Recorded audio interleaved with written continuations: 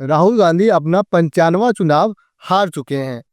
EVM hack, vote चोरी, अडानी, अंबानी, संविधान, इन तमाम मुद्दों से हटकर आइए जानने की कोशिश करते हैं कि असल वजह क्या रही उनकी इस हार का। राहुल गांधी ने पिछले जितने भी चुनाव लड़े हैं उन सभी में एक मुद्दा जरूर उठाया है। अडानी, अंबानी, संविधान खतरे में है, वोट चोरी हो रहा है, ईवीएम हैक, इन तमाम मुद्दों को बार बार जनता के सामने रखना और ये बताना कि ये मुद्दे उनके नहीं बल्कि ये मुद्दे जनता के हैं। लेकिन असल में ये जनता के कभी मुद्दे रहे ही नहीं। कभी जनता ने सामने आकर बोला ही नहीं कि वोट चोरी हो रही है। जनता ने कभी बोला ही नहीं कि संविधान खतरे में है, हमें बचाओ।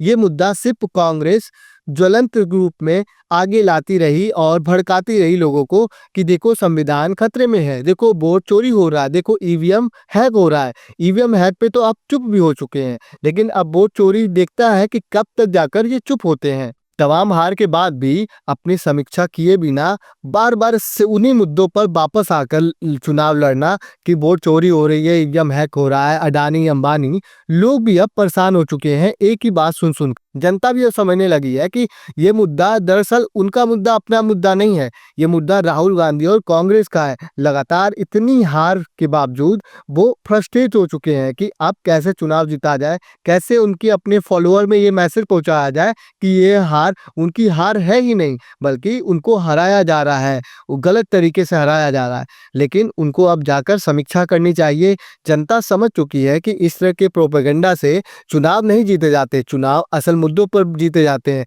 अगर आप बीजेपी और कांग्रेस की तुलना भी करोगे तो आप देखोगे कि बीजेपी के एक कार्यकर्ता जमीनी स्तर पर पहुंचकर किस तरीके से चुनाव प्रचार करते हैं, तो कांग्रेस का दूर दूर तक कोई अता पता ही नहीं।